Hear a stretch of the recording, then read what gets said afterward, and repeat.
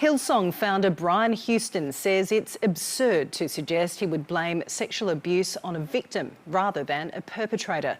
Mr Houston appeared in a Sydney court for his second day of cross-examination, where he's pleaded not guilty to concealing his late father's abuse.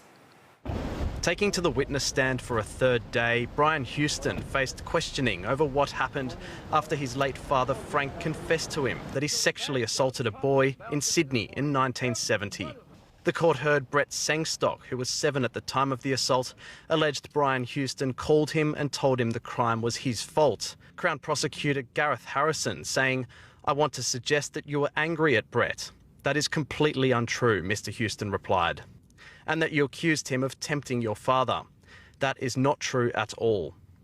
Mr Houston was asked by the prosecution 5 times about Mr Sengstock's allegation, which he repeatedly denied. Appearing frustrated with the line of questioning, Mr Houston said, "Who would say that about a 7-year-old boy or 10-year-old boy or whatever age he might have been?